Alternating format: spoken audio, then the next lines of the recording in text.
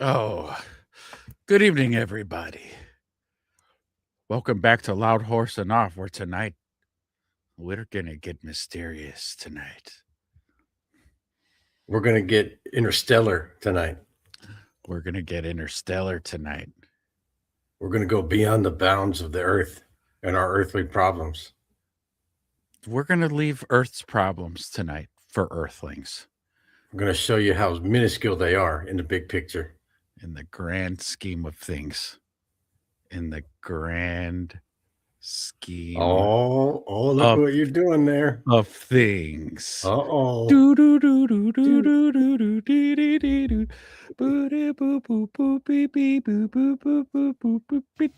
This podcast is for entertainment purposes only. That's right. We are not experts, therapists, financial advisors, relationship gurus, or parenting coaches.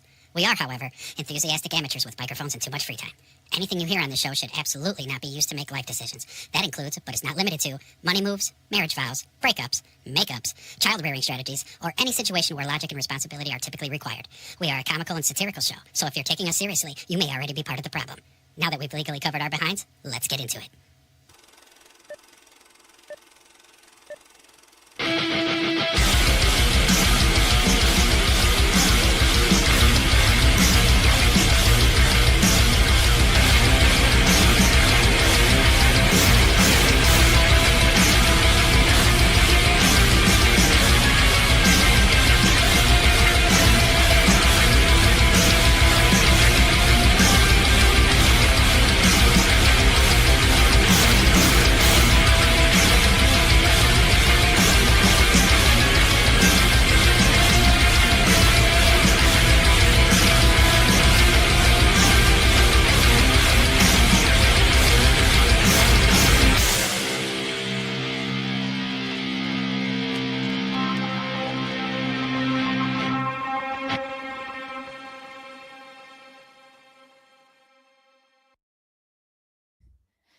Well, hello, everybody.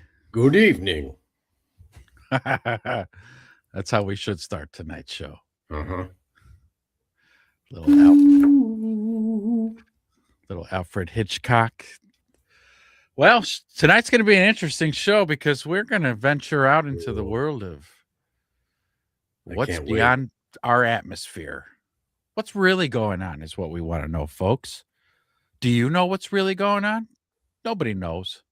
People have got their guesses. Oh, I wake up, I go to work, I eat my sandwich for lunch, I finish my day, I go home, I watch the telly, I watch then I go to bed. Contest.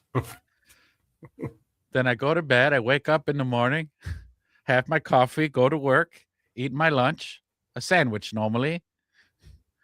And you do the same thing over and over, not ever even wondering what the hell's really going on out there.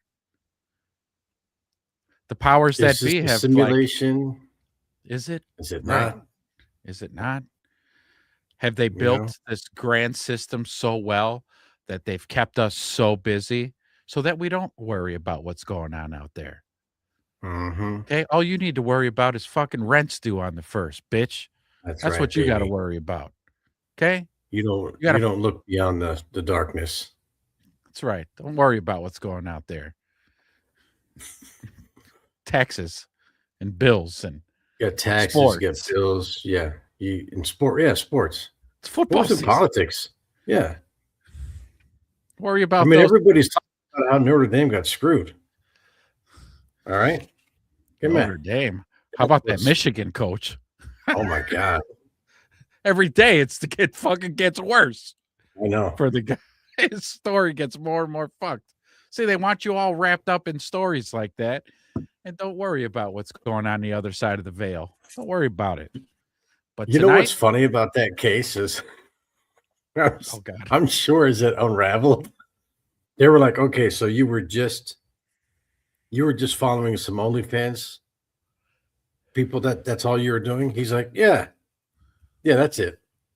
And they're like, all right, this blonde lady. All right, we can let that go.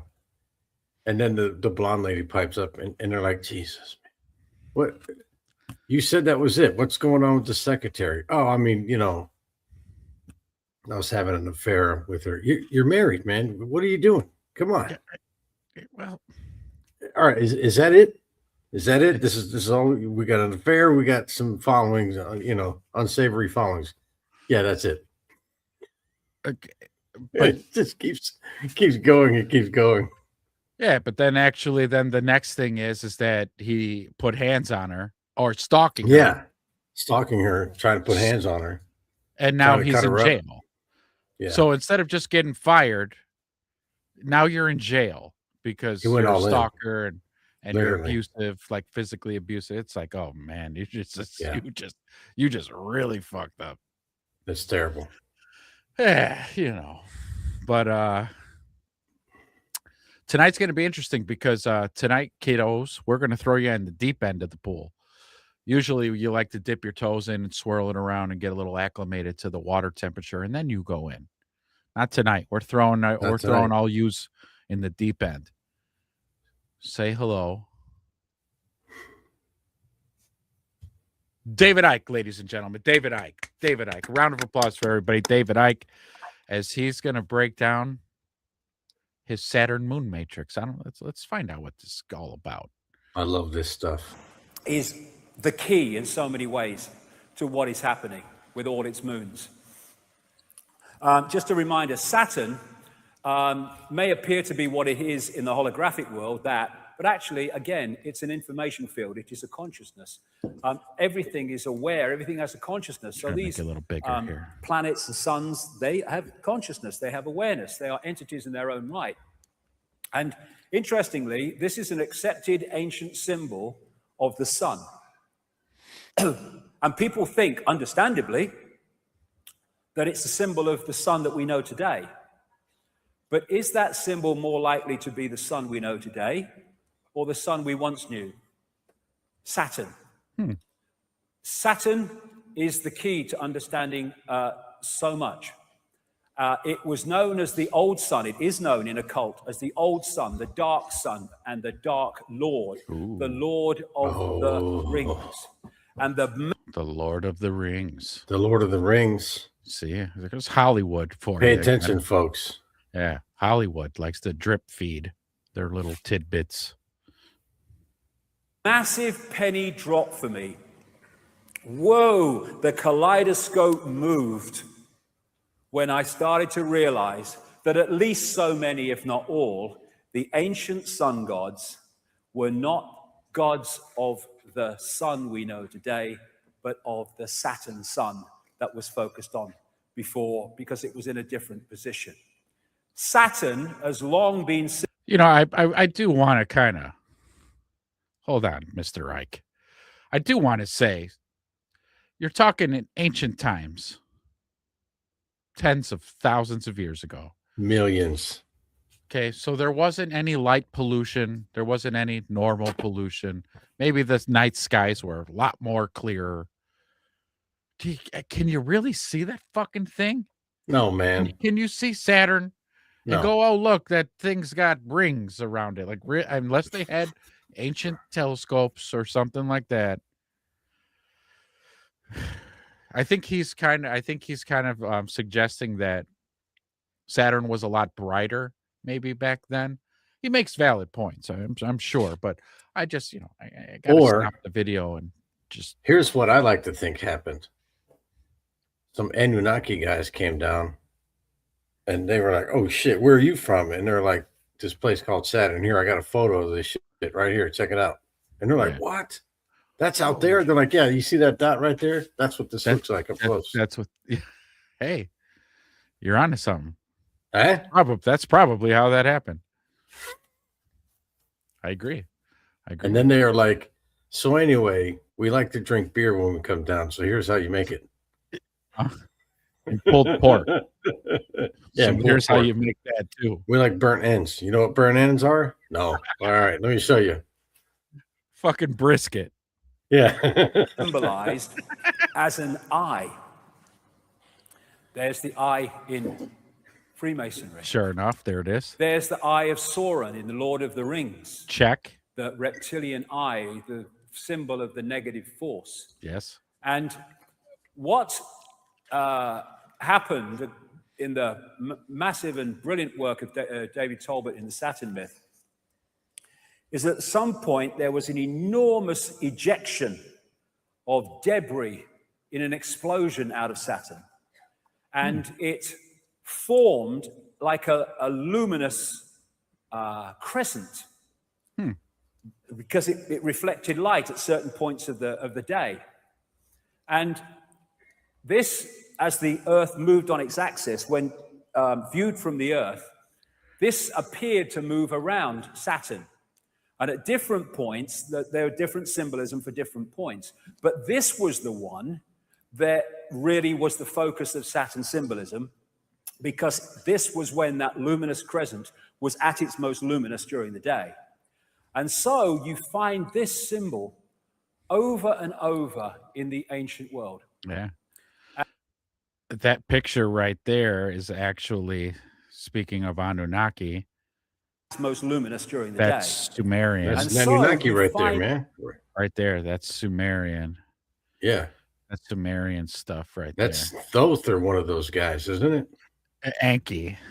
Enki, yeah. Yeah, I think this guy here on the left, this is Enki. And on that particular depiction, actually, of Enki sitting on that ottoman, yeah, has he must have just zoomed up on the one symbol of Saturn, but it actually is a depiction of the entire solar system. Yeah. Which, I've seen that picture 10, 20, 30,000 years ago. How the fuck did humans know? How did they know all the planets in our solar system, including Pluto, oddly enough? So they even knew Pluto, and our scientists today can't make up their mind of whether it's a planet or not. Right. I say the Anunnaki considered it a planet. It's a planet. It's a planet, yeah. But that's just like our society right now. Well, actually, it's not a planet. Shut up. What do you know? You know, I have a theory that from the origin of man, whether you believe in a creator or if you believe in evolution, doesn't matter with my theory. My theory is that Jesus as the so that would be Seriously. a creator God. As we keep like having offspring, I think we are like degenerating. Yeah. Like if you go back 1,000 years, like we were probably much more healthier, much more sharper, much more everything. And now we're just like life, I think, was probably better, you know? Yeah. And so we just kind of get more dumb and dumber and dumber as we go. But Lazier, ironically, dumber. Yeah. You know? Much like that movie Idiocracy. I'm sure everybody's seen Idiocracy, yes. Yeah, that's and even a little dash of Wall-E in there. Everybody's floating around in these chairs and they just buy shit all day. And, oh yeah, so that's another Wall-E. Everybody's fat and just laying around. Yeah, everybody's overweight, like to the point where their bones don't even, they grew different bones. Right.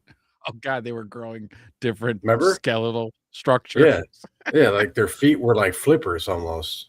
Oh my God.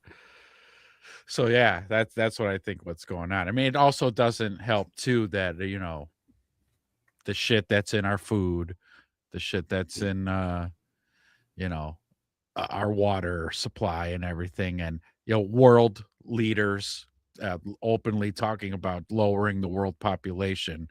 So Lord knows what's in and anything that they touch, that they control, that we consume, probably also helps with dumbing us down. But I'll tell you what, there is nothing better than a massive worker bee dumb population, which we're 90% there. Oh yeah, globally too. It's globally too, yeah. It's just that the American taxpayer is the one that's funding. For right now, it's our turn. Yeah, for right now, it's our turn. Mm-hmm. But hey, maybe, it could be worse. We could just be on a work camp, Oh, that's coming. Yeah. The work camps we're slowly getting there. The summer of 2030.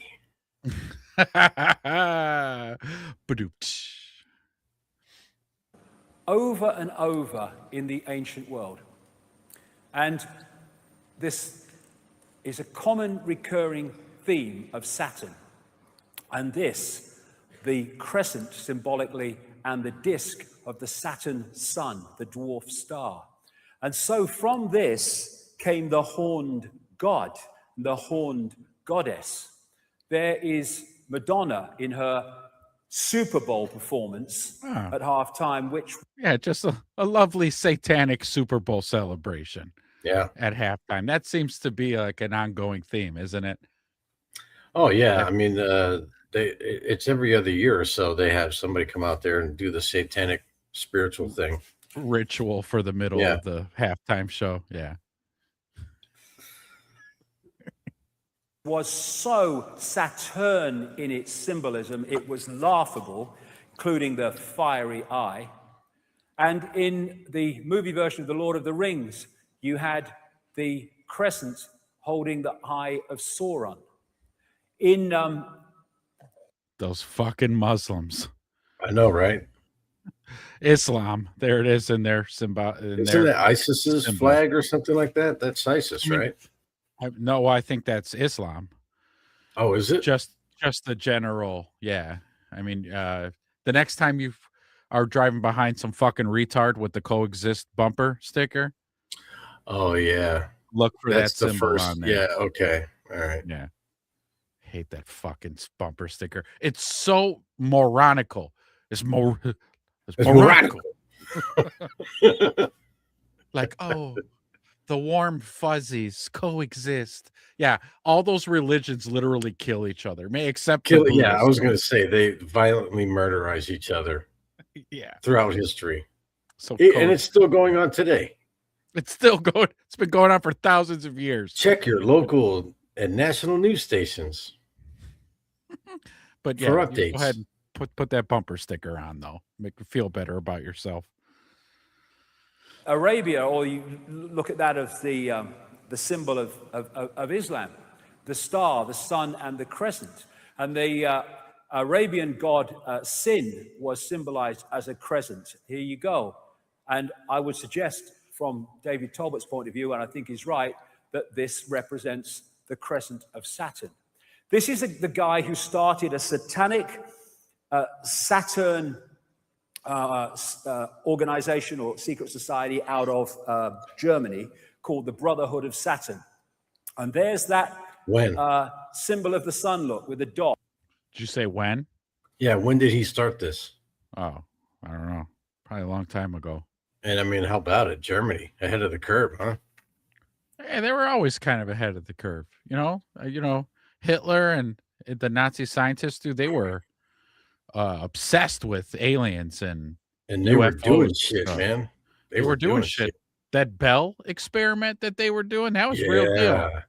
That's some real shit right there. Yeah. That's why we had to bring them over. We had to kind of look past all the... That's why, we had to break them out of the Nuremberg trials. Yeah. They're like, all right, next up, Dr. Bloom. And we were like, he's coming with us. Yeah, he's okay. He's okay. He's fine. Yeah. He confessed to all the murder, so we're just going to... he murdered 15,000. Did he, though? That's Saturn, not the sun that we have today, and the horned god. Molech, who is symbolized at Bohemian Grove as the owl, is also symbolized as the bull, and there's the horns with Saturn in the middle. And so you have the bull gods of Mesopotamia. And the winged goddesses in that state, this was often symbolized as the goddess with her holding the god, her arms around the god, or her wings around the god. And there is another version of that with the god Saturn and the crescent. We got commenter in the show. Everything Bear show showing up to watch. All right, let's go Bears. Said, I'm willing to be stupid and controlled because I'm not giving up my pizza puffs and beefs. Amen, brother. Hey, amen to you, man. Amen. With those pizza puffs. Yeah. Put me on that train to the concentration camps as long as we're serving pizza puffs and beefs. Yes. Yeah. Pizza puffs and beefs. Absolutely. Will the game still be on? Will we still be able to watch the game on Sunday? Yeah. I'm good. Actually, baby. if you're on the train, you can watch the highlights of the 85 Super Bowl, you know? Oh, sign me up. Sign me up. Give me my fucking pickaxe and I will turn big rocks into little rocks all day. And there it is on the Great Seal of the United States. Exactly the same symbolism. There it is in the Air Force Special Operations Command. Oh, there it God. is in the symbol of the House of Windsor. It's everywhere. There it is in the United UN. United Nations. No, not those guys. But The they love UN. us. They love everybody. They want to protect Oh, us. hey, and you know what? Little sidebar note for all you flat earthers. Huh? How about that? Oh, How about that? get That's the fuck. That's a Go top ahead. view of the flat Earth. I was gonna That's say a flat Earth. if Look at it. there's any flat earthers in here, get the fuck out. No, see come your on, ass let to it the stay. see your ass to the door. We don't do I flat earth love here. flat earthers. I love them Yeah, they're because I can't believe believable. that we haven't found the ice wall yet. If the world is flat, I just where is the ice wall? you know, like I'm open-minded enough that just about anything I'll give a chance. Anything. I give it a chance. I give it a whirl up here. Mm-hmm. Flat Earth, it was like 5 seconds of me hearing somebody make their case. I'm like, all right, shut the fuck up. Get the fuck out of here. Knock it off. Like I gave Bigfoot more of a shot than I gave Flat Earth. Bigfoot is real, though.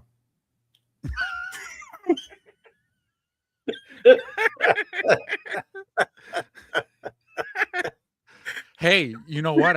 There are like, is it squatchy where in my part of the country that I'm not going to say? Because there are like Yeti cutouts all over. Have you seen this? Yeah. So is there a thing here? It's squatchy? Yeah, but you guys have this. Yeah, you guys have the swamp one. You guys have the swampy version. Oh, we have the swamp version. So he's a little smaller and greenish brown. Oh, little He's moss not the rich, like walnut colored brown. The Pacific Northwest one. Yeah, the Pacific Northwest guy, and he's much taller out there because he eats a lot of salmon. You know, unfortunately, the swamp one only eats fish, like smaller fish and crabs and shit, and crustaceans. Yeah, so the growth rate isn't there like the one in the Pacific. The protein. The protein is much cleaner and the protein grams are bigger in salmon than they are anywhere else. Holy shit. Nice. I mean, hey, look, don't take my word for it. Take the Bears. All right, look at the Bears on the East Coast versus the West Coast. Yeah, I rest my case. All right, I'm out. That's it. You did make a solid case right there. The Bears in the Northwest are much bigger than the Bears in the Appalachians. Proof's in the pudding, baby. Can't argue with that. With the target on the world, very appropriately. There it is in the eagle. I like that. See, I like that he said that right there. Of Windsor. Yeah. There Windsor. it is. So, like, when you think of a business logo and things that you want to go, your logos are supposed to symbolize and encompass your whole company ideology, right? Yes. And like the picture's supposed to say 1,000 words about your business. Yeah. So here's the United Nations. Okay, and it's following the theme that David Icke is saying is that, Saturn in the middle with the ring going around it because it symbolized whatever. Yeah. However, the UN decided to go with either a target on the globe, because those are crosshairs. No, that's like a targeting system. Yeah. Or it's prison bars. Like Alex Jones will say. Yeah. It's a target. It's got to be a Those target. are coordinates. They can say, E5. Pew! Like Hunger Games. You sunk my battleship. You just bombed Venezuela. You just blew up the eastern part of South America. Yeah. So that's interesting. That is interesting symbology there for the UN. Good job, you guys. In the United Nations, with the target on the world, very appropriately. There it is in the eagle of Rome. Here it is in Freemasonry. The flying disc There of it is Egypt again. and other places is Saturn. And thus you have the Wow, Rosicrucian. look at all this. Whoa. Look at Chrysler. Chrysler getting in the mix. Harley Bentley? Davidson? I think Harley Davidson, that's a stretch. The Harley That's a one? Yeah, the Harley one Yeah. is a stretch there. The Bentley, okay. Yeah. What's the other one? Who's the band? Is that Aerosmith? Who's that? Is that Aerosmith? No, it's not Aerosmith. It's Dead Star. I never heard of them. I mean, You're not big enough to use the Saturn symbol. Yeah. That was a wasted opportunity. Really? Like really? Order, which connects into Because this it's straight network, trash. using that flying disc symbolism. And so many of these logos carry the same symbolism. And in her Super Bowl performance, Madonna had the flying disc of Saturn.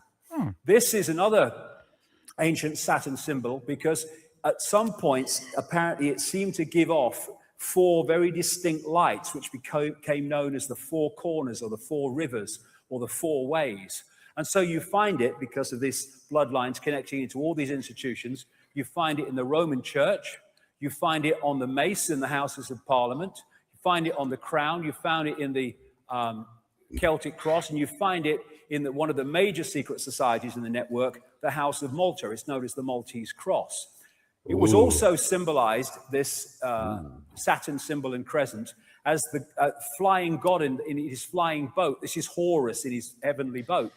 Horus. This is why it's used in Horus. the boats used in Freemasonry. This is a Horus. Freemasonic building on the Isle of Wight, funnily enough. And that is massive. I'm not saying Annie Lennox knew it was, just let's do this, it'd be a good idea. But that was massively Saturn symbol.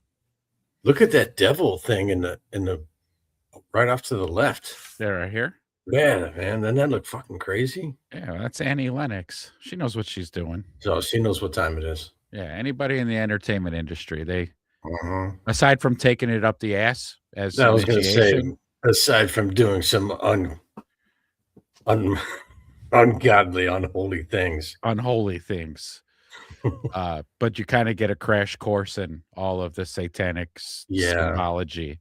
You know, like, hey, guess what? We got this choreographer and videographer. We're going to shoot your video, and they're just going to slip in all these little subtle satanic symbols, and don't worry about it. You just perform your little song. Yeah, you're going to do your little song and dance, but you're also going to promote this. You're going to, Yeah, you're going to pay your homage to the Dark Lord. Wouldn't it be something if the mentality and the training is just so, okay, I'm kind of on this for obvious reasons, but like, the military boot camp, they just tear you down so they can build you up. Sure. But they give you all this symbolism and they make you feel like it's empowering. Like, hey, Saturn, the Lord of Saturn, has got your back now and shit. Got your back. It's a little evil, but Yeah.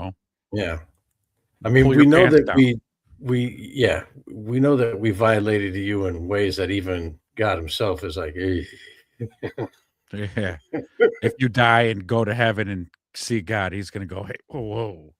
Oh, no, Satan. Sorry, you die and go to hell and you see Satan. Satan's like, hey, whoa, buddy. Yeah, we weirdo. Go over there. Go sit in that fucking corner. And I don't even want to look at you right now. I can't even look at you right now. You just go over there. I'm fucking ashamed. Okay. And I'm the Prince of Darkness. You're making me blush. Okay. You fucking weirdo. All right. Who's next? Yeah. Next. Oh God. Lindsey Graham again. Come on. Oh God. It's Lindsey Graham. Symbolism when you watched it play out.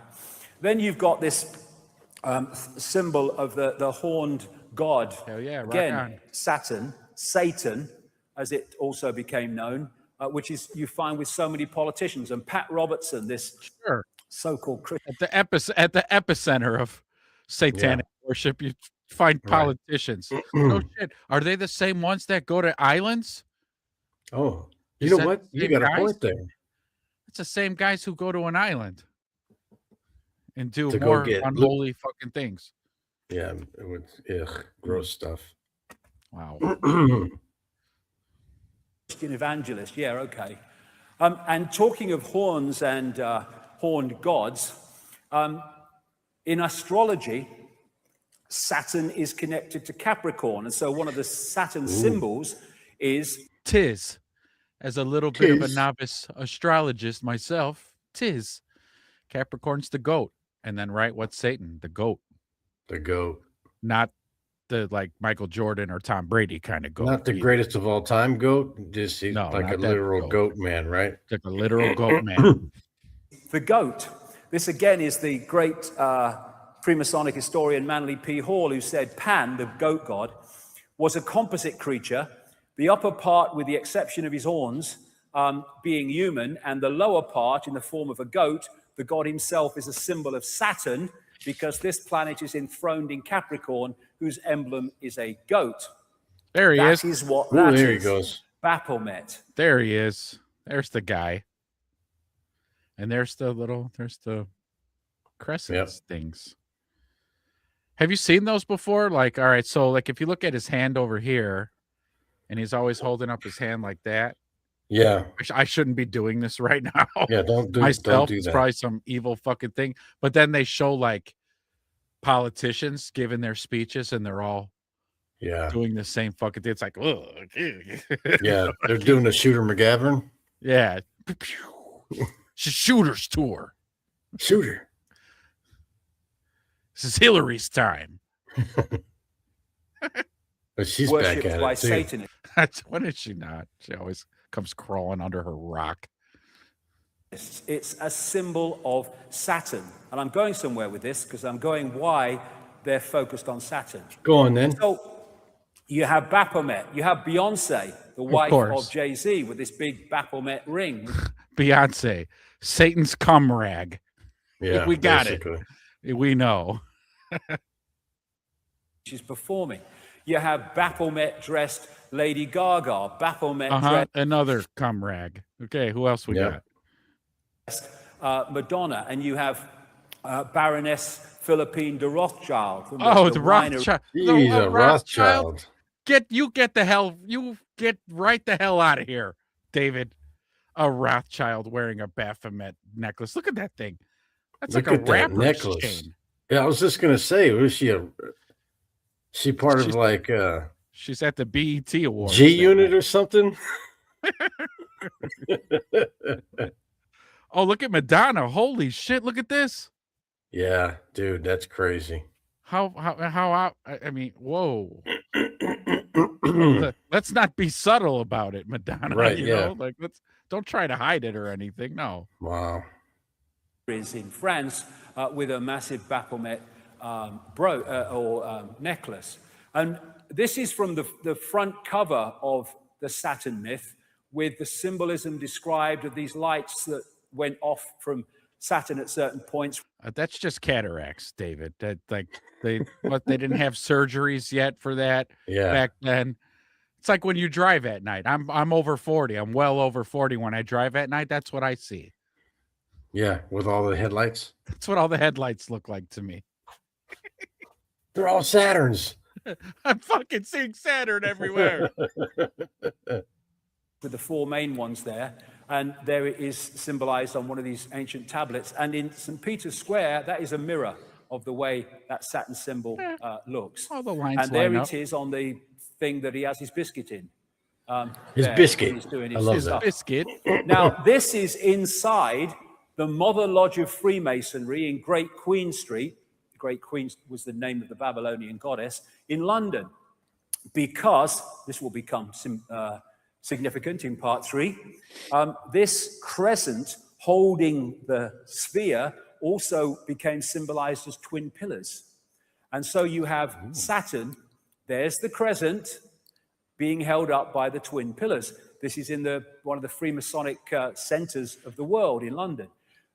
Numerologically, digitally, Saturn is number 8, and this has led to symbolism of Saturn in terms of the spider. Thus, you have in Madonna's Super Bowl performance the winged deer. But this lady, She spared no expense on all the symbology. She made sure that she purveyed conveyed the message. Yeah, You know, she covered all her bases. She showed every angle of wow. You go, Madonna. Symbolized with a spider in the center. Now, this is fascinating. This is called the magic square of Saturn.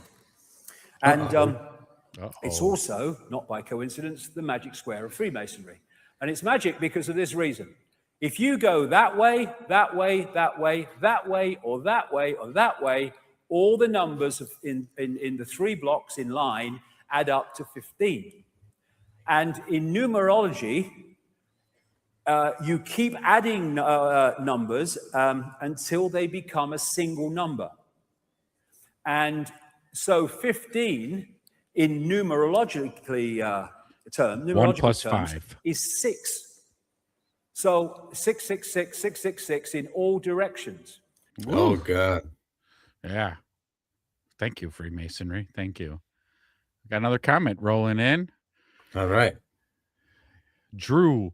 Hillary. Oh, man. Had a conversation with my dad about Hillary Clinton.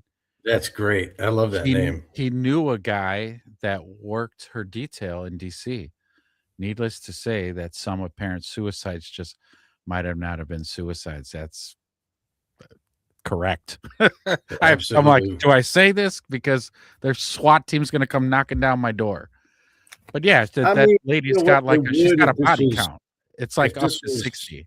Yeah, if this was 2000, yeah, I could see you being worried. But even Hillary's like, yeah, I killed some people. Yeah, what are you going to do about it at this point, right? People could talk about it and not have to worry about it. But yeah, absolutely. A lot of mysterious deaths around that family. Jesus. Hillary's going to start going down stage and be like, hey, you remember when Comey had me on 12 felonies, right? And didn't prosecute? So, right. Okay. Well, hold on. I'll go one step, just like we'll go like a decade. We'll go a decade before that when Alex Jones went to Toronto because he had gotten word that that's where the next Bilderberg meeting was at. So he goes up there and they have to stay off the property, but they've got high powered lenses and they're recording all the cars going in. She was there. And the second that I saw that, I was like, oh, this woman's she's untouchable. Yeah, she's literally untouchable. If you go to those meetings, Bilderberg, you're untouchable. So then we'll fast forward 10, 15 years to what you were saying when you got James Comey, the director of the FBI on national television. I was watching it live. Goes, oh yeah, the servers, she can't have that. She had classified info. She did this. She sharing and getting emails to classified information on a private server in her basement of her house. And then she had her staffers illegally destroy and bleach bit all of their cell phones and electronics. And he says all these things. He must have listed 30 fucking felonies. Yeah. And then at the very end, because I'm like, here it comes. She's gonna be in handcuffs. And he's like, but no reasonable prosecutor will bring up any charges, though. You know, we're not fucking stupid. Right. I don't want to die. Okay. I've got a wife. That's exactly what he was saying. He was like, listen, I don't want to die in a car accident right after this press conference. Yeah. You fucking get those laser dots pointed at me like fucking Bernie. Because again, I'll tell you what, that was another muscle move, bully ball by Hillary. Bernie Sanders in 2016 was kicking her fucking ass. Yeah. And then he's just like, you know what? We're going to give it to Hillary. Fuck the dumb shit. I don't really want to be president anyways. That's enough about her emails. Yeah. Stop asking about the emails. Oh, God. Is it hot in here? Is it fucking hot in here? God, because he was whooping her ass and then he concedes to her. And it was like, oh, you got fucked, Bernie. He was killing her by double digits. He was killing her. But you know, that's what happens when you go to Bilderberg meetings. You do shit like that. Yeah.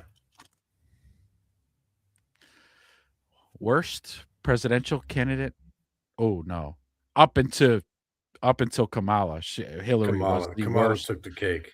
Yeah, but Hillary was the worst candidate Democrats could have put up for fucking nominee until fucking Kamala took the blue ribbon on that one. Yeah, Kamala's definitely the worst. And the black and white squares, for reasons I'll have to go into in detail in a book, because there's so much to get through today, also relates to Saturn. And so you have them in Freemasonic temples, black and white squares, and you have them in the major cathedrals, like Westminster Abbey and stuff, because of this connection I'm talking about. Now, this is called the sigil of Saturn. And they get this symbol by drawing in the magic square of Saturn from one... Drawing. Are you looking at my bum? Are you looking at my bum? Those guys in the background are behind you. Hey, get out of there. It's not for you.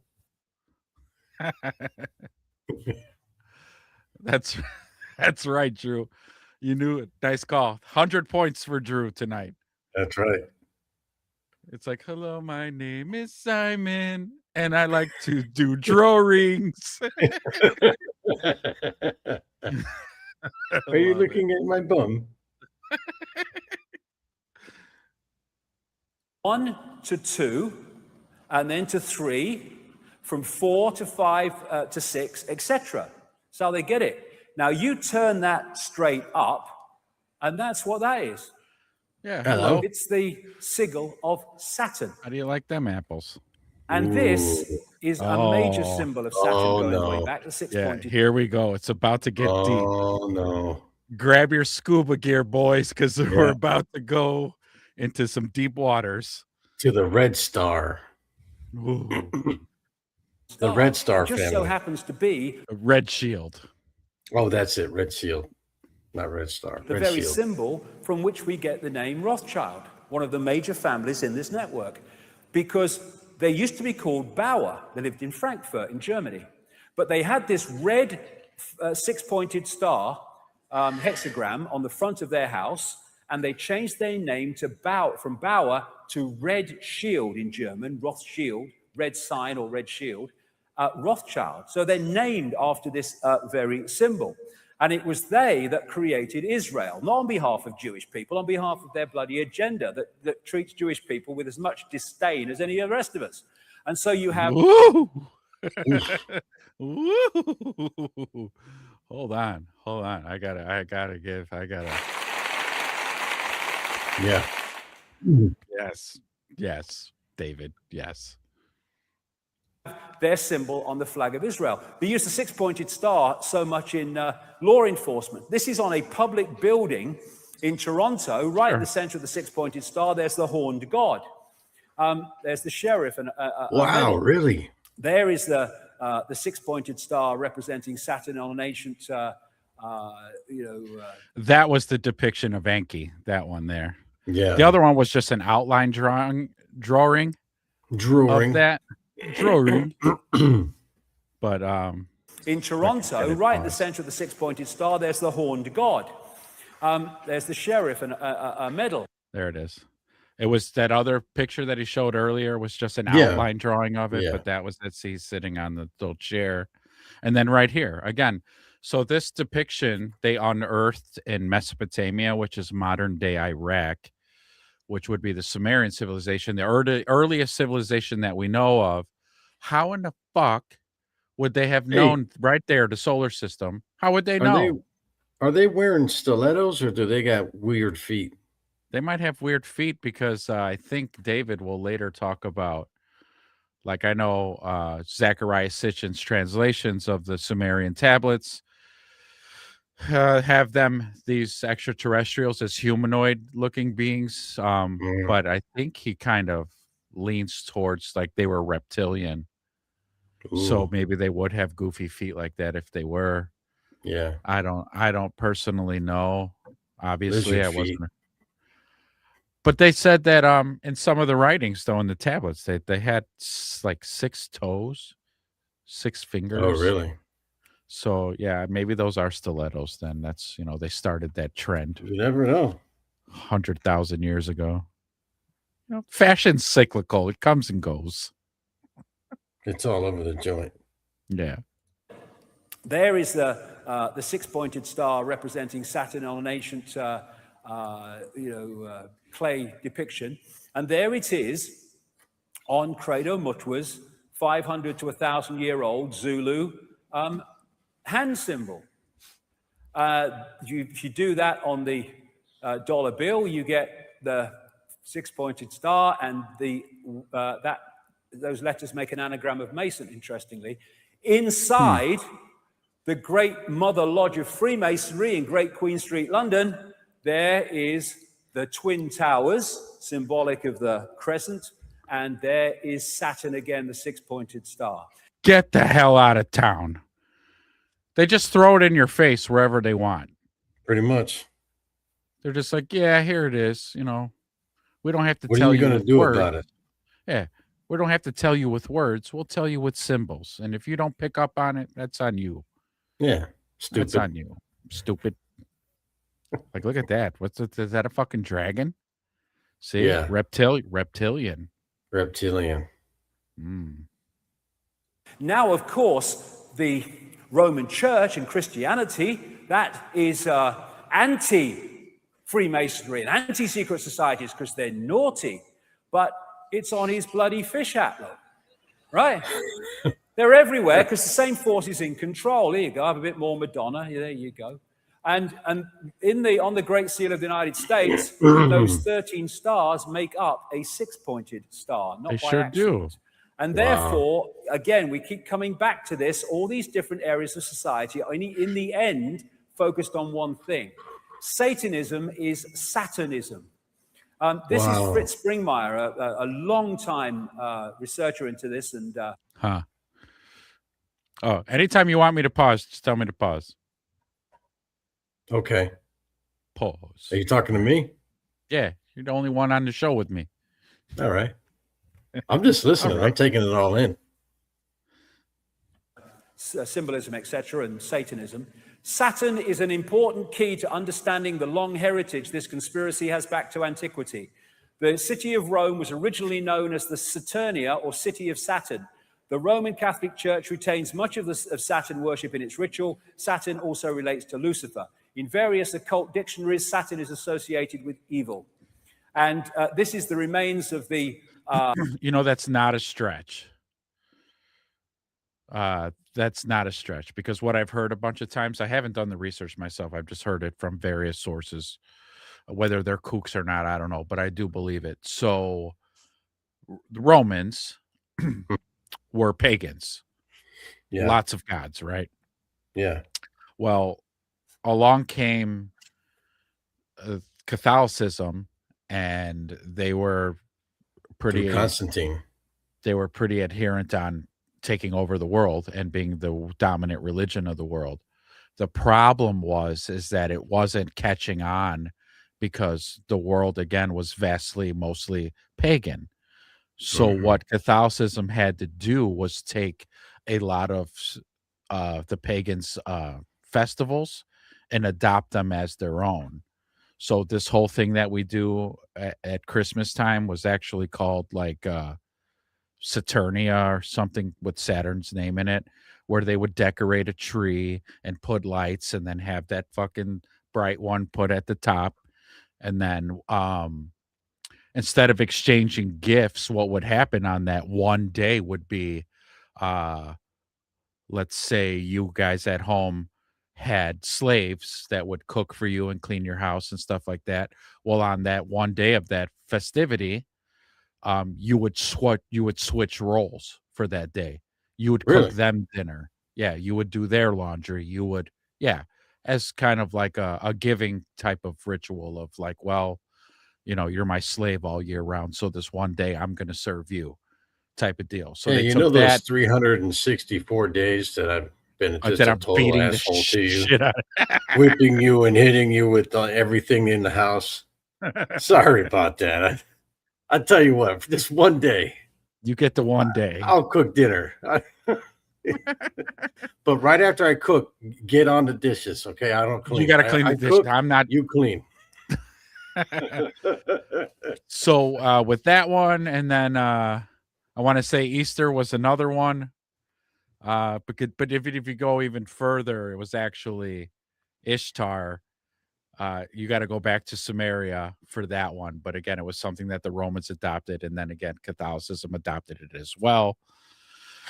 And so, whether it's true or not, I don't know. I just picked that up along the way. But well, I mean, this stuff has to originate somewhere. It's been traditions in cultures and countries around the world for forever, in some form or fashion. Right. And if this modern day Christianity mixed with like these pagan things, because that was one thing that I found was kind of, just funny in either sense, was when I lived up there in North Carolina, there's a lot of Christians who don't do Halloween and they don't do the other holidays. They'll do Easter. Some of the hardcore Christians, they'll do Easter. Hardcore Christians won't do Christmas. For them, it's Easter and that's it. Right. And even that's not like a gift exchange or anything like that. It's just like a day of prayer. They eat a nice meal, Yeah. And that's those must be like, if there is a branch of or Christianity or like Orthodox, these guys are Hasidic Christians, Yeah, they're. I don't know what they're called, but yeah, there's a branch up there, or yeah, that don't celebrate Christmas. Yeah, they're not down with it. Probably realizing knowing that it came from a pagan ritual. Yeah, well, you know what? Even like the Jehovah's Witness, they don't do holidays. They don't do birthdays, stuff like that. I don't think they do any. I think they're one of the ones who just do Easter, and that's it. Yeah, really. And even Easter it's not again, it's not like a gift exchange thing. It's just there's no Easter eggs, there's no Easter egg hunts, there's no bunny. There's no fun. No, there's no smiling. There's no laughing. Right. Yeah, nothing. None of that.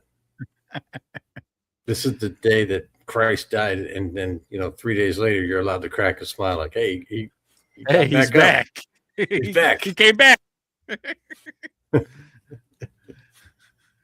hardcore. Yeah. Temple of Saturn in Rome. And just next to this is this place called Capitoline Hill now, but before that called Mons Saturnus, the Hill of Saturn. And this is a very symbolically important place to the bloodlines. And this whole thing about the skull and bones, Capitoline Hill comes from caput, meaning dead, because they were supposed to have found a human skull there, and they call it caput, Capitoline Hill. That's why we say kaput when something's dead. And you have the theme in Christianity of Golgotha and Calvary, the place of the skull, hill of the skull. And Capitoline Hill became Capitol Hill when the bloodlines moved in on America. Now, the northern pole of Saturn is a permanent storm which takes the form of a hexagon. Oh boy! And this is interesting and weird. Oh boy! Because that is weird. It's a rotating storm at the North Pole of Saturn, and it is in the shape of a six-pointed star. Just the outline of it. What do you say? Really? Hexagon. That's interesting. It's crazy. This has been found by the Cassini spacecraft, and I think the Voyager one before that in the early 80s. And the hexagon also is an expression of the hexagram, or of the six-pointed star, because all these different symbols that I'm going to talk about now are different expressions of the same frequency state. So you look at this crop circle from England this year, and it is a hexagon. But a hexagon is a flattened out cube. So when you look at it from another angle, it's a cube. Oh, but it just so happens that an ancient... Right. So if you took a cube and looked at it at the correct angle, angle, flat. It's flat and a hexagon. Yeah. Crazy, man. The ancient symbol of Saturn is the cube, especially the black cube. Uh-oh, the black. And I would suggest that's what they are. Uh-oh. What do we got there? Yikes. A religious epicenter with a black cube?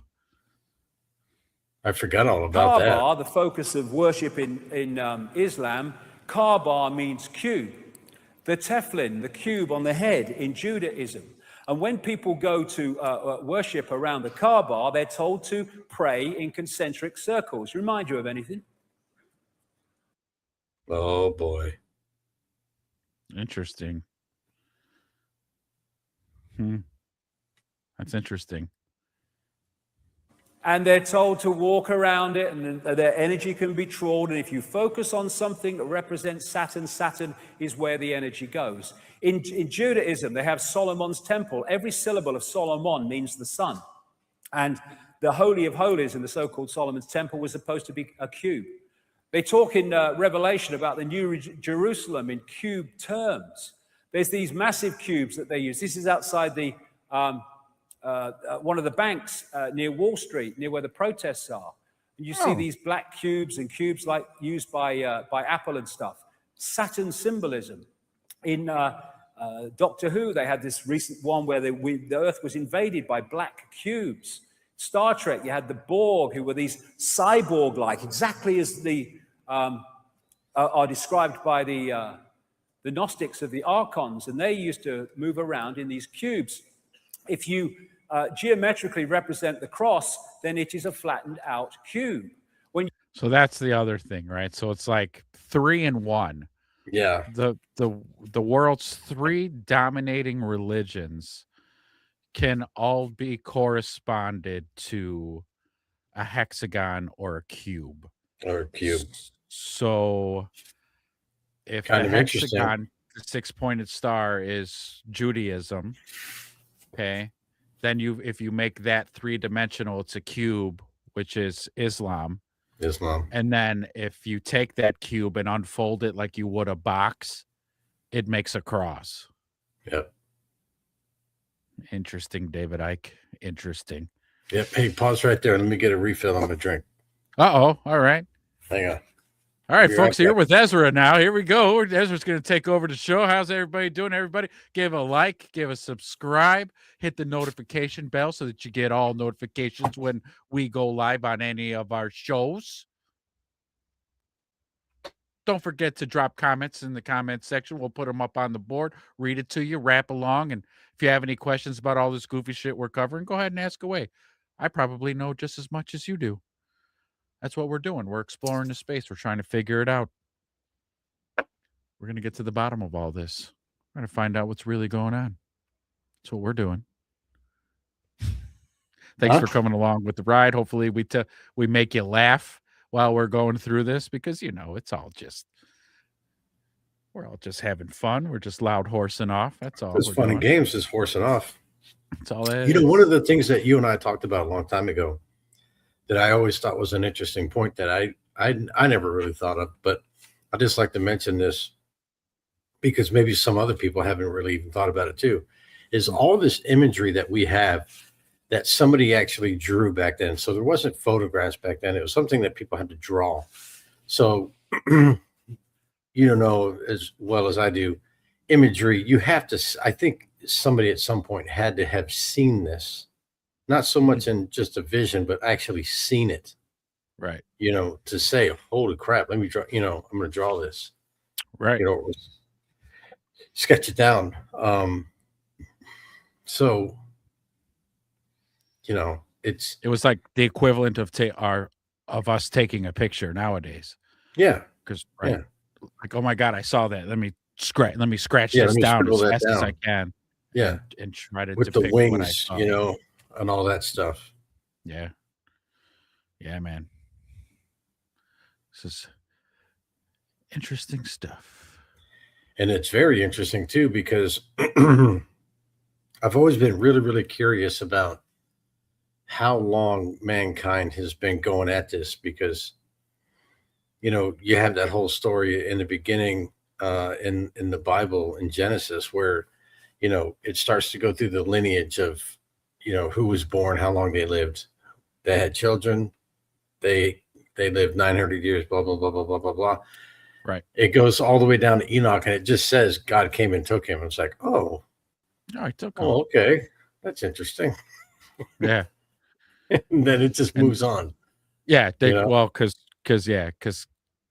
Constantine had that taken out at that big gathering. Because think of how, look at how different the culture was between the Egyptian times and what I've always been curious, like, what was the time difference between the Egyptian Empire to the Roman Empire? How many years had passed? I mean, I think they overlapped because there was that whole time when Rome, Caesar, Julius went to Egypt and met with Cleopatra. So, but when was Cleopatra? The Romans had the imagery of the eagle back then. Yeah, he showed it, right? Right. No, I know, but I'm saying, so if they existed simultaneously, where did they get that? I mean, the Roman people aren't going to take something that they saw from Egypt and say, you know what, we're going to put our spin on it and do it. I think they did. They probably did. You think so? Yeah, I mean, I think that probably a lot of empires that went around did, because it's kind of the same thing with the United States, we'll say. All right. Because so here's what I'm getting at. Let me put a button on this. Yeah. The guys standing behind you didn't start coming here in 1940 something when the reports started coming in. I think they've been coming here for a while. Long ass time. And while people are sleeping, being like, hey man, it'd be cool if you look at Saturn. I can't say, here, look at these binoculars, stupid. Here. Look through these lenses. Look through these glasses. Yeah. Or took them there. So if you go back to Enoch, or took them there. Because right. So in Genesis, it's a very abbreviated Genesis, man. They go through so much so fast that, like, there's a lot of details missing. Like, I've read the Torah, not completely. I started at the beginning and I read a whole bunch of it. I mean, their whole story of Adam and Eve was a long ass, detailed fucking adventure. Yeah. And then because I was raised Catholic, we get the Cliff Notes. That's what we got. There's three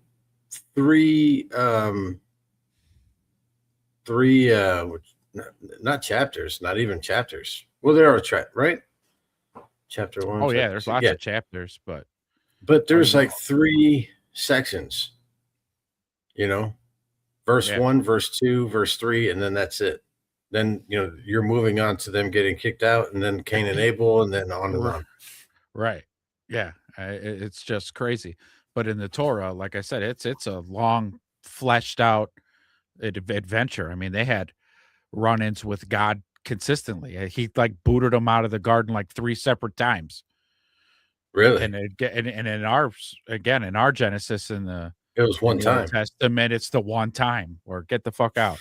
So it's like crazy. So then if you go back to Enoch, and you get the one line. Yeah, God took Enoch. Okay, what do you do until you read the book of Enoch? Until you read the book of Enoch, this guy went off on a interstellar fucking adventure on a ship with angels. On a ship, yeah, right. And that also goes back to the whole. We'll pull that up one day too. Is Eric von Daniken's book, Chariots of the Gods, right? Chariots of the Gods, yeah. That dude is awesome, Eric von Daniken. I mean, it is a fascinating look at aerial phenomenon that we see present day, and then you compare that to the stories of the Bible. We were like, the angels, the stories of angels coming down. Where'd they come down from? From heaven. Oh, okay. And what? And chariots of fire. Right. And of humans trying to depict what they saw. The only thing they knew of were chariots. And so they see a flying thing and they're like, oh my God, it's a vehicle that's flying. It's a chariot. It's on fire because it's coming through our atmosphere. And they would see it and go, man, that poor horse. Not the horses. The horse is on fire. But no, but then the interactions are always the same, which is I think is fascinating too. Any of the stories where when an angel came They're down, all very similar. Right. The human that they go visit is terrified. They're fucking terrified. Yeah.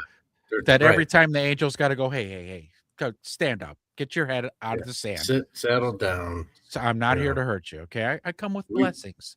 I have a We've message. been here 1,000 times and we get the same shit every time. All right, relax. You all freak out, and so then you would kind of think, well, what would a human being do if they saw fucking spaceship come down? You know what? Freak out. You know what? I think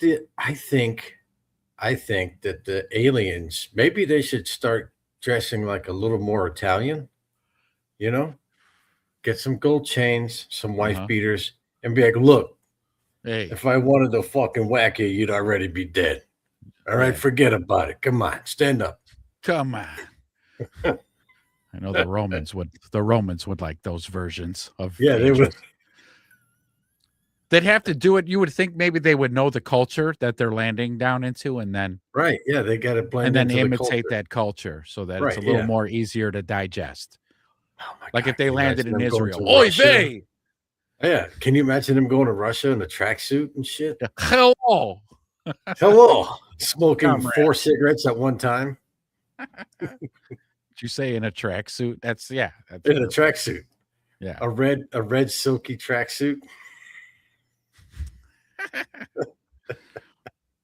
But yeah, I mean, so you know, these correlations are fascinating because if you're talking about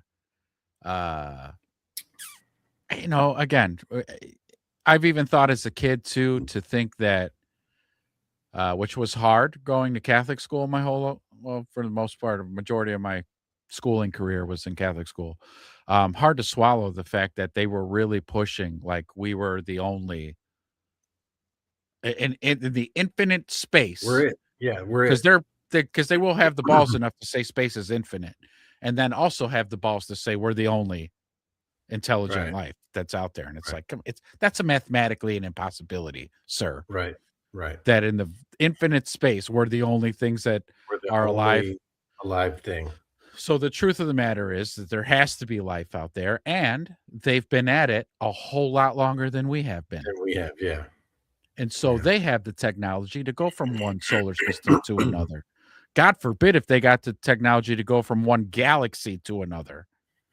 Which they probably can. I would assume that there's civilizations out there that can. And if they found this floating little watery ball floating through space and they came and visited, they'd be fucking whatever, intermingling and, hey, look at these.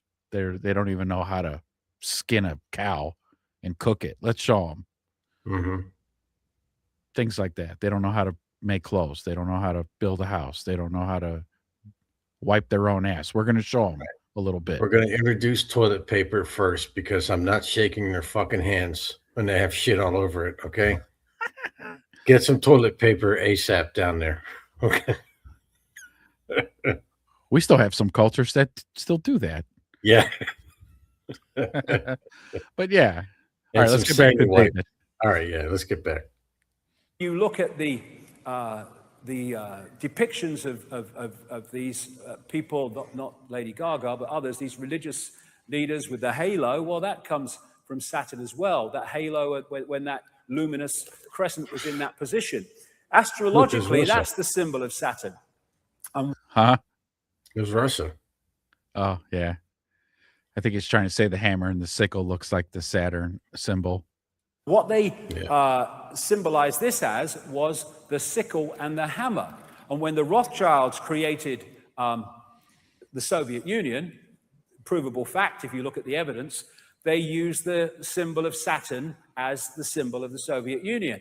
There's that symbol on this guy from the Brotherhood of Saturn.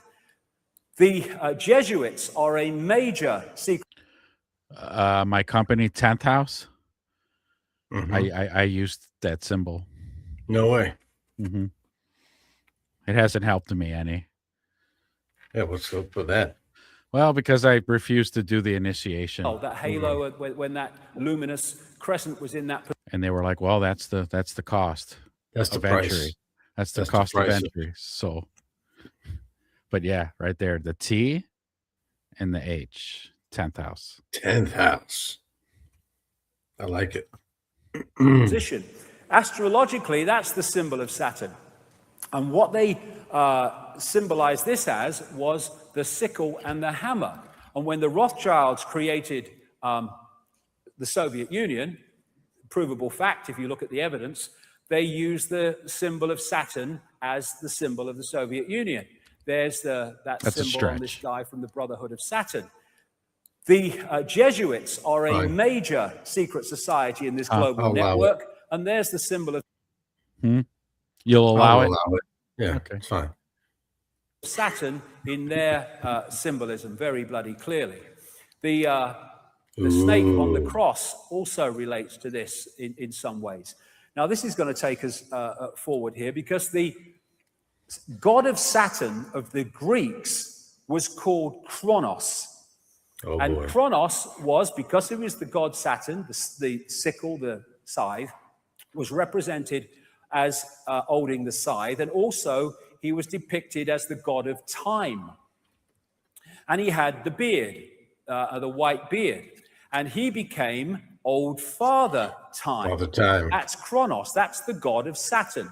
He also became the Grim Reaper, because Saturn is the planet, I say, son of death. And Kronos became Crown, a symbol of the bloodlines. Kali, a goddess related to Saturn, it was called... Attractive. Nice, right? Yeah. The Black One, and the goddess of time, depicted with a protruding tongue. There's Madonna again. I mean, she must have the bloody book she works through, this one. The god El, the Hebrew god El, was their god of Saturn. So El and Elohim are demiurge and archons, I would suggest. So we have archangels, Michael, Gabriel, Uriel, Raphael, another name for Jesus, Emmanuel. We have the Gospels, Chapel, elders, elevated to the priesthood, elections where pawns are elected to serve the elite. We have Isis, Ra, El, all names relating to Saturn. Saturn, Kronos, Satan, There's Black Sun, Dark Lord, they're all the same thing. The expression of this force.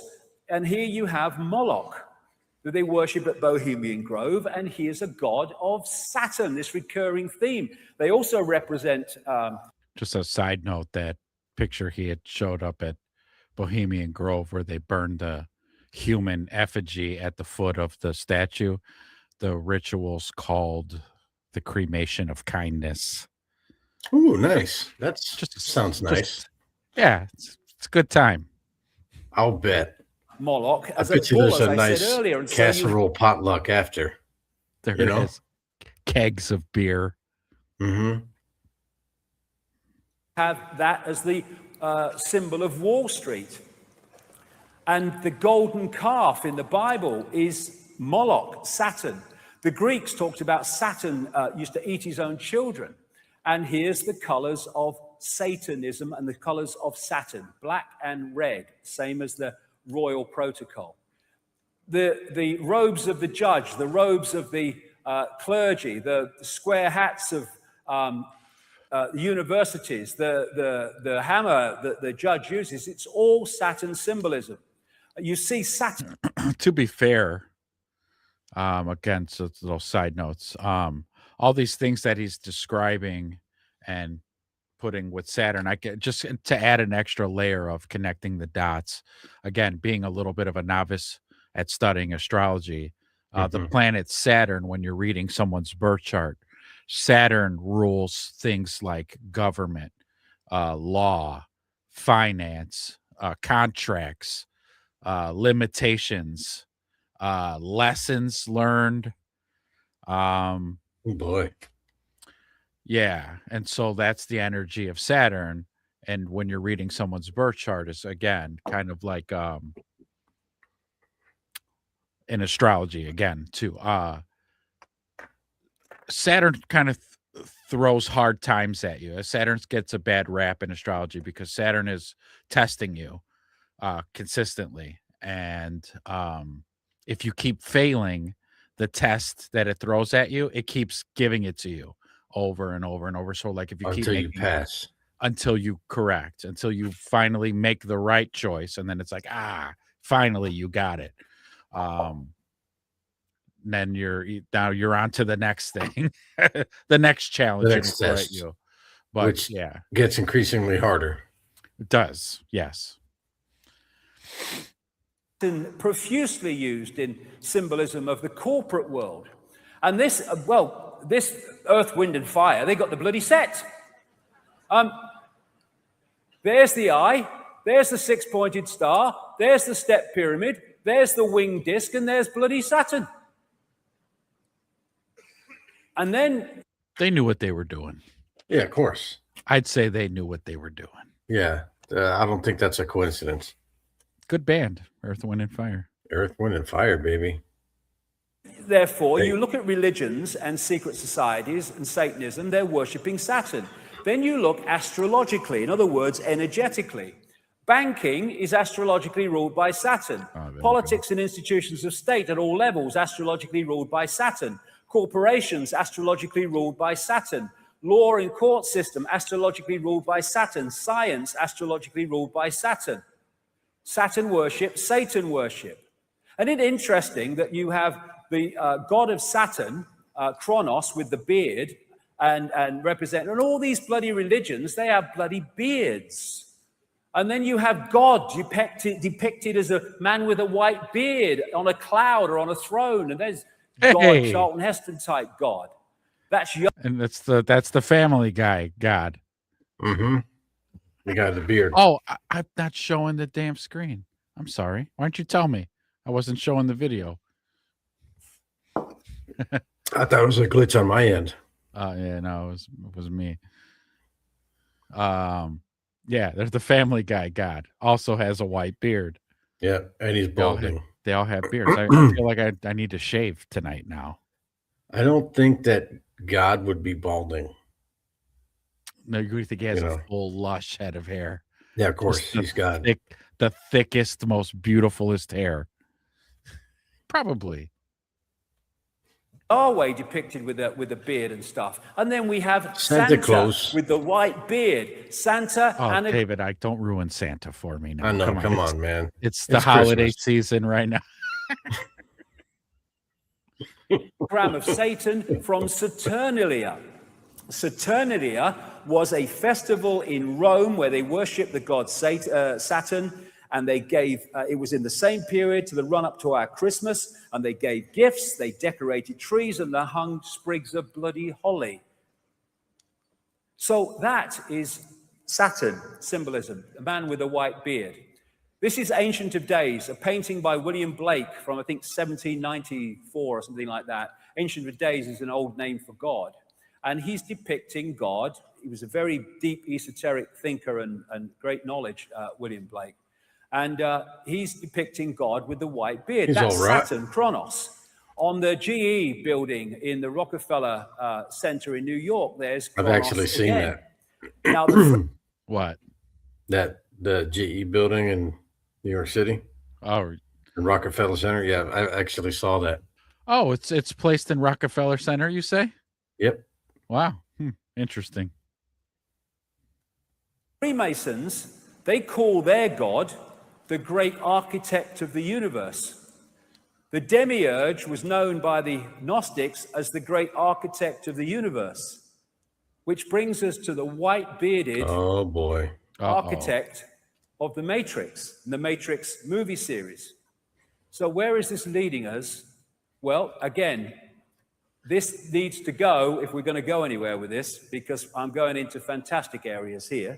But here again, now we're going to go from snorkeling gear, folks, to deep sea submarines. Yeah, deep sea pressurized submarines. Now it's going to get fucking. We're going out of 7 control. miles deep under the water. Yeah, now it's going to get into crazy. Pure blackness. This is where the information has taken me very, very clearly. And the hardest thing to see is what is in front of your eyes, as this man rightly said. The Gnostics talked about the fact that the archons make something appear to happen that does not actually happen. They can induce a virtual reality experience. The Islamic people and pre-Islamic people talk about the jinn manipulating humans by creating illusions. I was in New York. I don't know if he's going to talk about this, but I think I need to preface this in case he doesn't say it. Only because I've watched a few of David Icke's stuff before, so I'm a little familiar with what he's talking about. So Gnostics, he says Gnostics. Oh boy. So Gnostics were a group of people. They're not religious. They wrote writings. Metallica. Yeah. They wrote writings and so far in the past that they write of a time before the earth had its moon. They claimed that the moon was placed there, that it wasn't just a natural phenomenon from the shaping of our solar system. It was placed there. And so that's who he's talking about, Gnostics. They also believe in interdimensional beings that can be right next to us, and we have no idea. We have no idea. Because they are interdimensional and therefore are maneuvering. Are smarter than you. Yeah. And just have that capability to live in a different spectrum of light, because the problem is that our eyeballs as human beings, say it's this wide, the light spectrum is this wide. Well, the human eye only catches this much of it. Right. So we just see one sliver. We just see this much as opposed to a band that's this wide. So there's all kinds of activity going on that we can't see, much like what we'd say like AM, FM radio signals, because we can't see them. Are they not there? Right. They're there. They're there. Oh, they're there, Jerry. You know, animals like cats have a bit of a wider cone that their eyes can see, which is why you'll see them just doing like that. And if you ever looked at a cat and you're like, what the fuck are you looking at? What are you looking at? He's looking at the alien standing right next to you. He's looking at the Archon standing behind you. Yes. So that's what David Icke's talking about. In 2010, and someone took me to the subway station for Ground Zero. And when I saw it, it was like, whoa, it hit me big time. There was, first of all, this eyes all along the platforms, but there is this massive depiction of the world on the floor, and then there's an eye, and going out from this eye are these broadcast transmissions.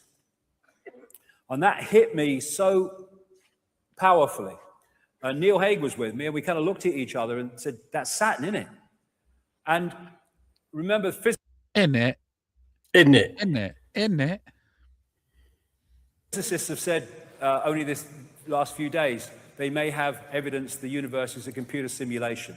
Well, I say that it's a virtual reality, which has been hacked into, and that hack is the reality that we're experiencing, the fake reality. Boy. And that hack, I say, comes from Saturn, because I'm saying that these rings are actually a massive broadcast transmission system, which is broadcasting a fake reality within the frequency range that we are decoding, and therefore we are picking up that fake reality. When the Cassini spacecraft arrived at Saturn in 2004, found many things that was unexplainable, you know, things like the hexagon North Pole storm and stuff like that. But they also found extraordinarily powerful sound coming from Saturn. This is part of what they recorded.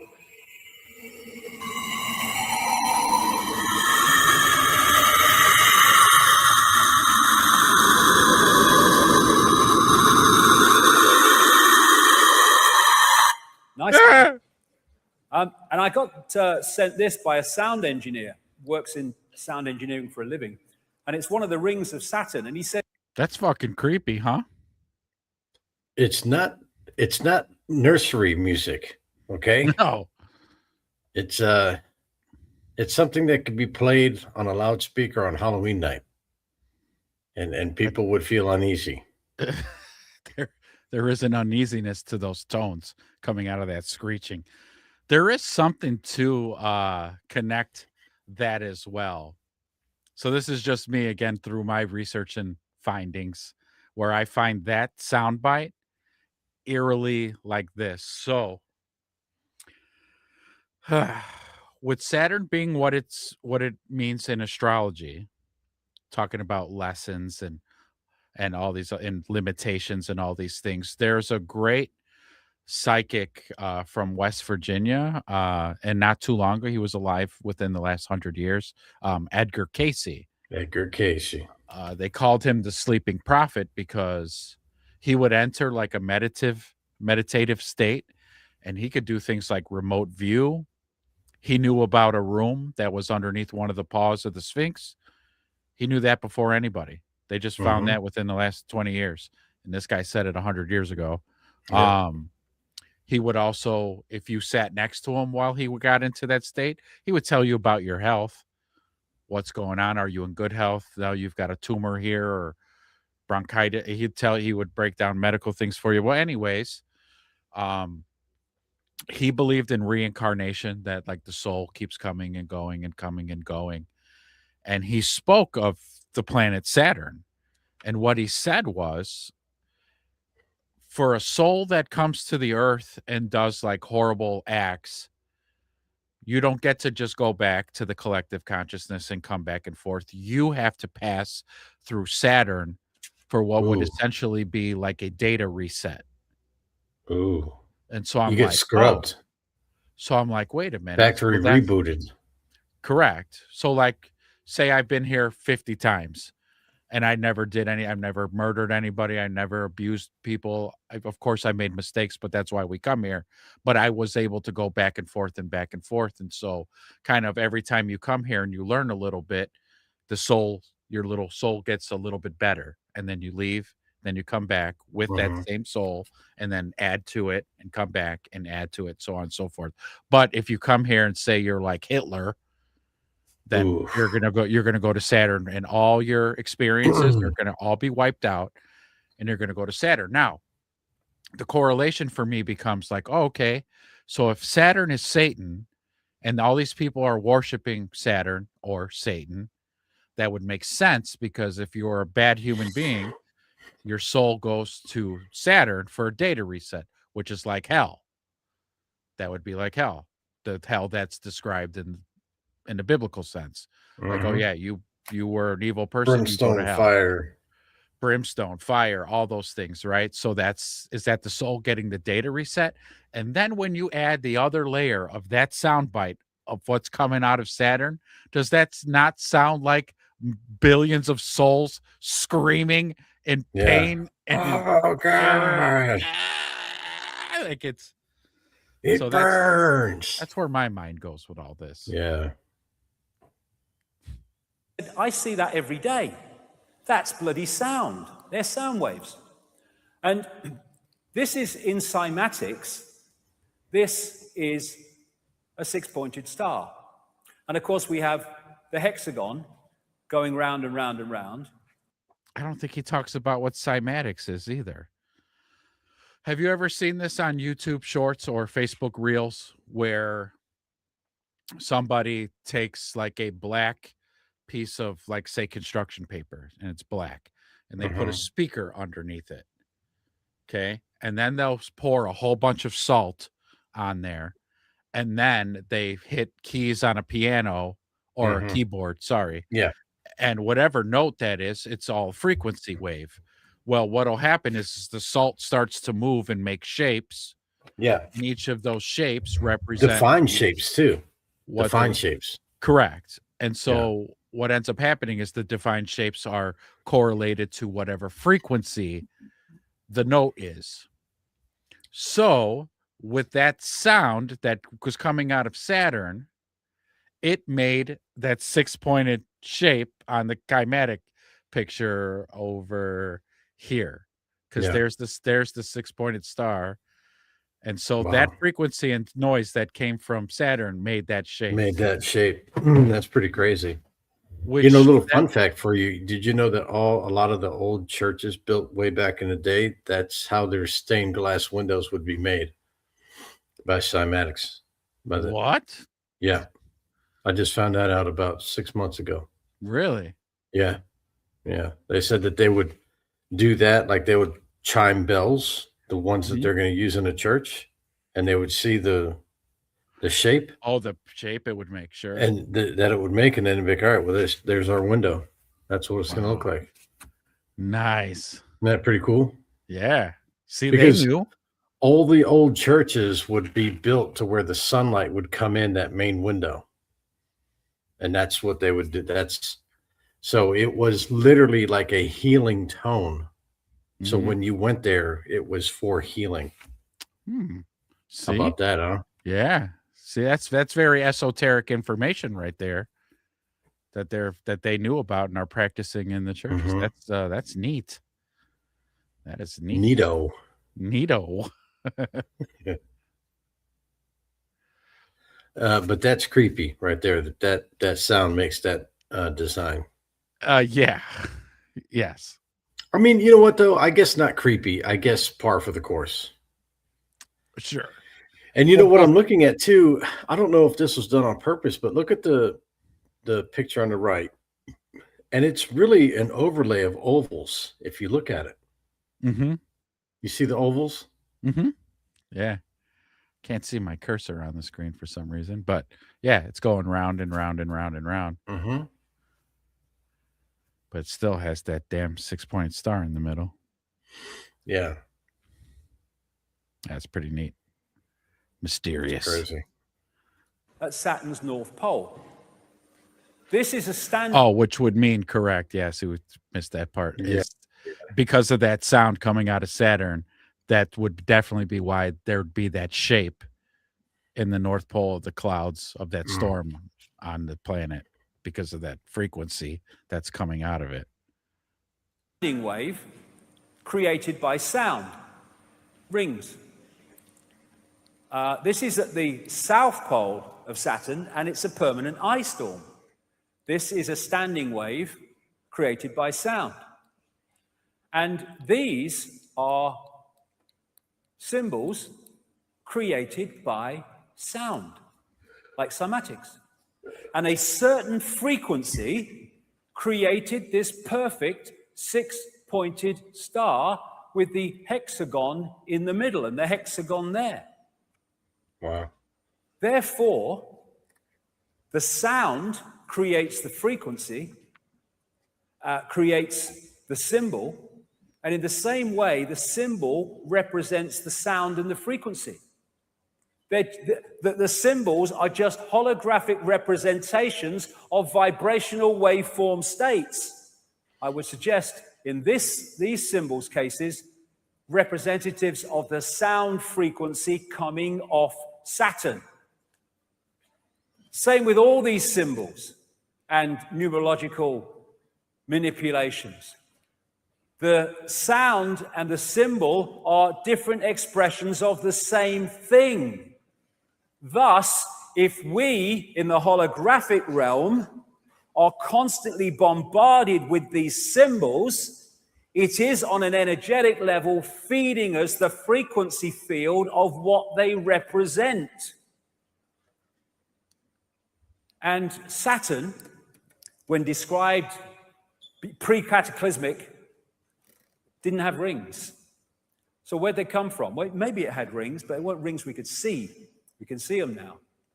Well, this guy, Norman Bergeron, has he's in his 90s now, I think. He has a long, long history in space research, technological research, going way back. And his life changed when he started studying the pictures that came back from the Voyager 1 and 2 space expeditions to Saturn. They arrived in 1980-81. Because when he studied them, he realized there was something very strange about Saturn's rings. And he said this in his book, The Ring Makers of Saturn. Several years ago, a number of folks in the astronomy and physics world began theorizing that these rings had to be much younger than the universe, perhaps only about 100 million years old. But one pair of pictures shows a change in 5 minutes. An impression is conveyed that the latest reported measurements purport to be the true ones, when in reality, all might quite nearly be correct at the time of observation. General reluctance to accept variable ring system geometry occurs because of apparent failure to identify a physical mechanism suitable for producing recurrent change. In other words, classic mainstream science, if we can't explain it, we'll kid ourselves it doesn't exist. And he also found these. Sounds about right. Yeah. That's status So quo far, science. I got nothing. Yeah, I got nothing. Yeah, I can't prove it, so it doesn't exist. In the pictures coming back from Voyager, and the Cassini ones found them too. And he calls them electromagnetic vehicles, and they are massive. Some of them several times bigger than the Earth. But again, we need to move our sense of perception. In terms of size representation, this is the Earth against the size of Saturn. Really? We're not talking the same. Wow. It's that big? Yep. Wow. Yeah, Saturn's fucking huge. And Saturn's way smaller than Jupiter, right? Correct. Yeah, Jupiter's our biggest planet in the solar system. Yep. Yeah, it's massive. Ooh.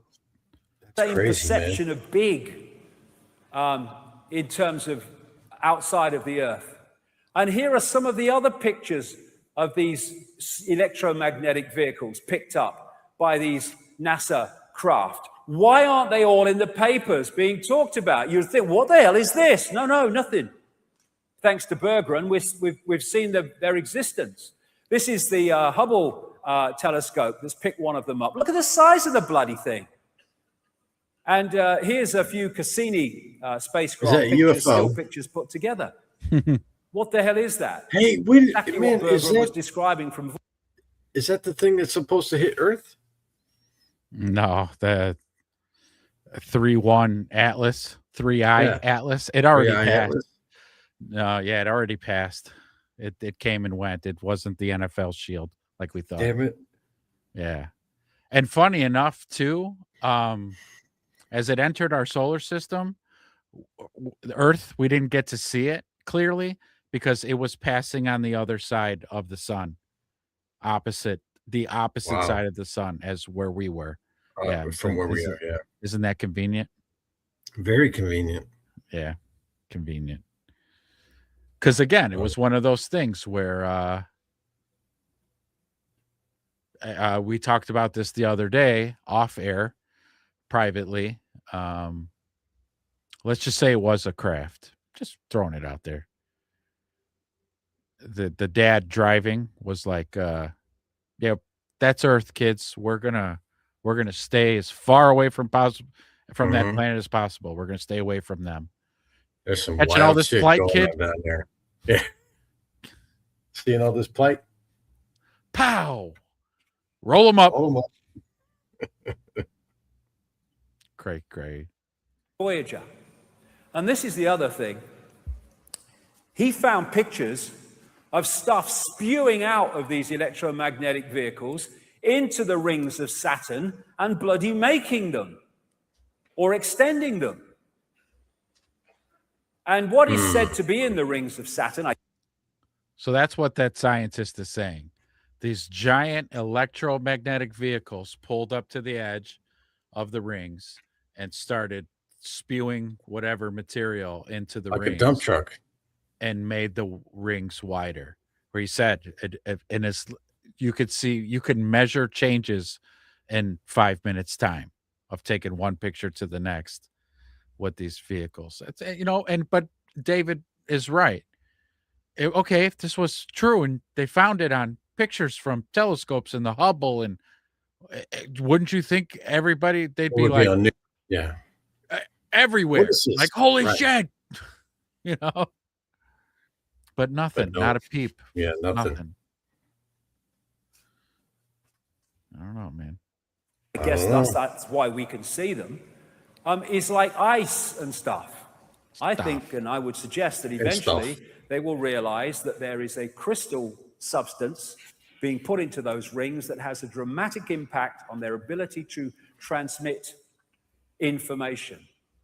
In 2009, NASA released this picture, which is a ring around Saturn, which is from 3.7 million miles out to 7.4 million. And that ring could encompass... Oh. From the planet? So that little dot in the middle is Saturn and its rings. But then a bazillion miles away is this giant ring. How did they pick up that giant ring? When nobody can see that. Infrared? Yeah. That's what he just said, and I missed it? I think so, yeah. 1 billion Earths. I suggest that there are rings that we can see, but there are sound rings that we can't see that are coming out across, and we're picking them up. They make something appear to happen that does not actually happen. They can induce a virtual reality experience.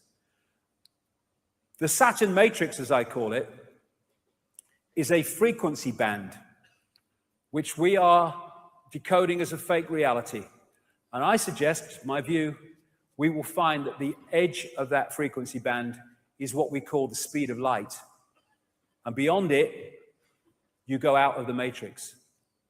And when all the genetic tinkering that the ancients talked about went on, you know, that's a safe summation to say, or theory to say, because we'll never achieve it. Never be able to say one way or the other. Go faster than the speed of light. Yeah.